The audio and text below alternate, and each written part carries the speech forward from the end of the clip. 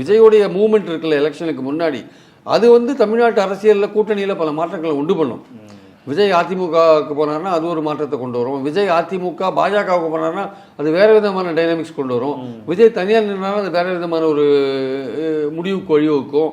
இந்த மாதிரி பல விஷயங்கள் இருக்குது. ஆனால் இப்போ அதிமுக தலைவர்கள் இந்த ஒன்றிணையத்தை பற்றி எடப்பாடிக்கு ஏற்கனவே ஒரு 5 பேர் கொண்ட குழு வந்து போயிருந்தாங்க. இப்போ செங்கோட்டையனும் வந்து தொடர்ச்சியாக அந்த அழுத்தம் கொடுத்துக்கிட்டே இருந்தார். இப்போ விஜய் வந்து வரமாட்டார் அப்படின்ற ஒரு கணிப்பு வந்து தலைவர்களுக்கு வந்ததுனால இந்த ஒருங்கிணைப்பை வந்து இன்னும் ஃபாஸ்ட் பண்ணணும் அப்படின்னு சொல்லி அவங்க எடப்பாடிக்கு ப்ரெஷர் கொடுத்தாங்களா சார்?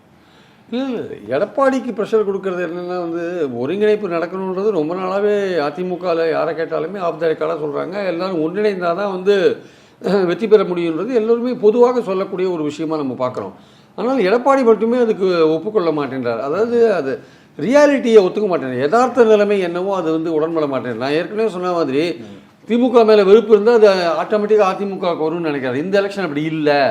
திமுக மேலே வெறுப்பு இருந்தால் அதிமுக பிடிக்காத விஜய்க்கு போகிறதுக்கான வாய்ப்புகள் கூட இருக்காது. ஆக்சுவலாக திமுகவுக்கு எந்த விதத்தில் அதிமுக மாற்று வேண்டாம்ப்பா, ரெண்டுமே வேண்டாம்ப்பான்னு அந்த 3வது பக்கம் போகிறதுக்கான வாய்ப்புகள் கூட இருக்குது. இந்த கரூர் சம்பவம் கொஞ்சம் விஜய்க்கு ஒரு தள்ளாட்டமாக இருந்திருக்கலாமே தவிர, ஒரு ஊசலாட்டம் இருந்திருக்கலாமே தவிர, இப்போ அதுலேருந்து அவர் மீண்டு எழுந்தார்னா திமுகவுக்கு மாற்ற அவர் நினைக்கிறதுக்கான வாய்ப்புகள் இருக்குது.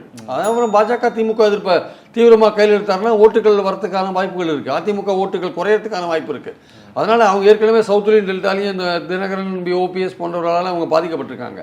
ஸோ அதனால் முதல்வர் கனவில் இருக்கிற பழனிசாமிக்கு தான் வந்து எல்லாத்தையும் அரவணைக்க வேண்டிய அவசியம் இருக்குது. அதை விட்டுட்டு நானே ஜெயிச்சிருவேன். நேற்று தான் செங்கோட்டையன் சொல்லியிருக்காரு, தன்னால் ஒரு முடியாத விஷயத்த தன்னால் செய்ய முடியும்னு நினச்சி எல்லாரையும் வந்து முட்டாளாக்குறாருன்ற மாதிரி அவர் பேசுகிறார். அதாவது தன்னால் திமுக அணியை தோக்கடிக்க முடியாது, பலமிழந்து இருக்கார்.